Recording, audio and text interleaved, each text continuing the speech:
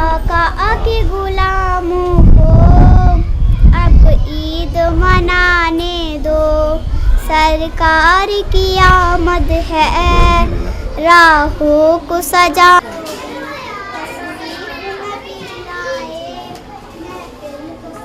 ईद मनाने दो। अस्सलाम वालेकुम।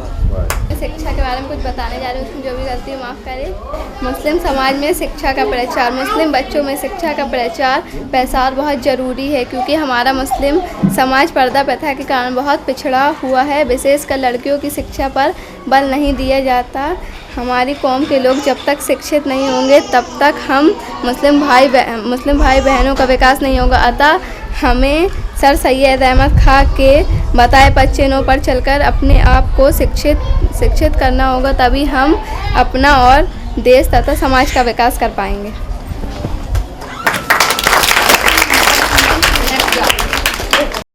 वरकातुहू सैयद अताउल्लाह शाह बुखारी के बारे में मैं कुछ बोलने जा रही हूँ, जो भी गलती हो माफ़ करना।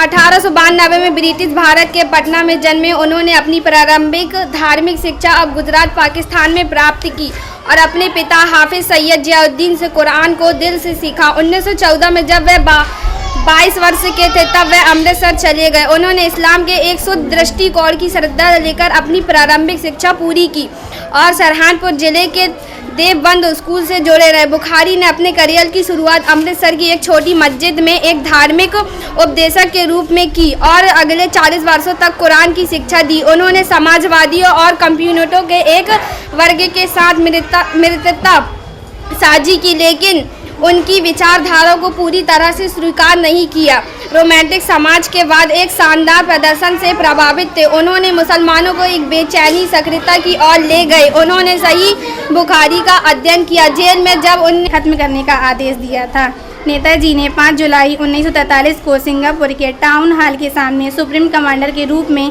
सेना को संबोधित करते हुए दिल्ली चलो का नारा दिया और जापानी सेना के साथ मिलकर ब्रिटिश का सेना और बर्मा सहित इंफाक को कोहिमा के एक साथ जमकर मोर्चा लिया। 21 अक्टूबर 1943 को सुभाष बोस ने आज़ाद हिंद फौज के सर्वोच्च सेनापति की हैसियत से स्वतंत्र भारत की अस्थायी सरकार बनाई। गलती मुझे माफ़ करना। भगत सिंह का जन्म 28 सितंबर 1907 को पंजाब के जिला रायपुर के बंगला गांव के, जो अभी पाकिस्तान में है, के एक देशभक्त सिख परिवार में हुआ, जिसका अनुकूल प्रभाव उन पर पड़ा। उनके पिता का नाम सरदार किशन सिंह और माता का नाम विद्यावती कौर था। भारत सिंह के जन्म के बाद उनकी दादी का उनका नाम भागोवाला रखा था। धन्यवाद।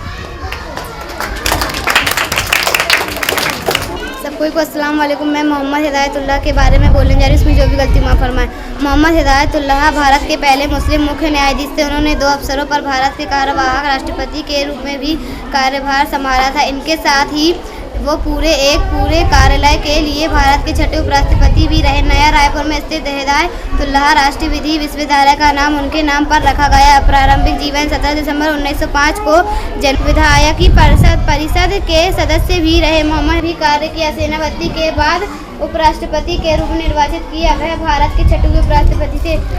ग्रेजुएशन के बाद हिदायतुल्लाह भारत वापस आ गए और उन्होंने खुद को 19 जुलाई 1930 के नागपुर के बराबर और मध्य भारत के हाईकोर्ट में अधिवक्ता के रूप में दाखिल करवाया। इसके बाद नागपुर यूनिवर्सिटी में उन्होंने लॉ भी पढ़ाया और इंग्लिश साहित्य का ज्ञान भी उन्हें था।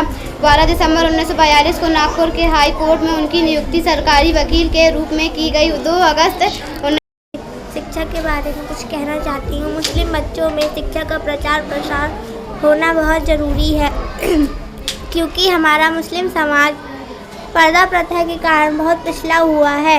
विशेषकर लड़कियों की शिक्षा पर बल नहीं दिया जाता। हमारी कौम के लोग जब तक शिक्षित नहीं होंगे तब तक हम मुस्लिम भाई बहनों में विकास नहीं होगा। अतः हमें सर सैयद अहमद खां के बताए पद चिन्हों पर चलकर अपने आप को शिक्षित करना होगा, तभी हम अपने देश और समाज का विकास कर पाएंगे। में भारत के पूर्व राष्ट्रपति मोहम्मद हिदायतुल्लाह का जन्म ब्रिटिश अधीन लखनऊ के प्रसिद्ध खान बहादुर हाफिज मोहम्मद विलायतुल्लाह के परिवार में हुआ था।